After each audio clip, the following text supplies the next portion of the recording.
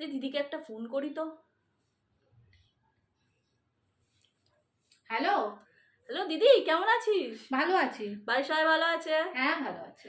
শোন না, তোকে একটা কথা বলার ছিল। কি কথা? আরে ওই যে বাবু না একটা মেয়েকে ভালোবাসে, ও আজকে বাড়িতে আনবে বলেছে আলাপ আচ্ছা করাতে। আচ্ছা দেখি কেমন হয় কোথাকার মেয়ে। আচ্ছা আচ্ছা, আমাকে জানাবি তাহলে। হ্যাঁ একদম, সে আর বলতে, তোকে তো জানাতেই হবে। হ্যাঁ, ভালো আছেন কাকিমা? হ্যাঁ মা, তুমি ভালো আছো? হ্যাঁ ভালো আছি। থাক থাক থাক।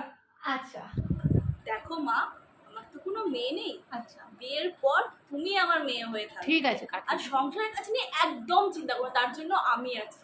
তুমি চাইলে এখানে পড়াশোনাও করতে পারো, স্বাধীনভাবে থাকবে। তুমি চাইলে 10টা অব্দি ঘুমাও, কেউ তোমাকে বারণ করবে না। ঠিক আছে কাকিমা। বাবা, 7টা বেজে গেল সকাল, এখন এক কাপ চা জুটলো না আমার কপালে। কি বউ যে আনলাম ভগবানই জানে। যাই, দিদিকে একটা ফোন করে আসি। হ্যালো, হ্যালো দিদি, কেমন আছিস? ভালো আছি, তুই কেমন আছিস? হ্যাঁ রে ভালো। কি করছিস তুই? আমি এই খবর কাগজ করছি। তোর বৌমা কি করছে? আমার বৌমা কাজ করছে। বাহ, তোর বৌমা কি ভালো রে। সকাল থেকে উঠে সে কত কাজ করছে। আর আমার বৌমাটা জানিস, সকাল 7টা বেজে গেলে এখন এক কাপ চা পেলাম না আমি। সংসারে কোনো কাজে আসে না ও, তুই জানিস সেটা? আর আমার ছেলেকে কিছু বলার জো আছে? হারামজাদিটা ভেড়া করে রেখে দিয়েছে আমার ছেলেটাকে। হর মাস জ্বলিয়ে খেলো ঢেমনিটা আমার একবারে।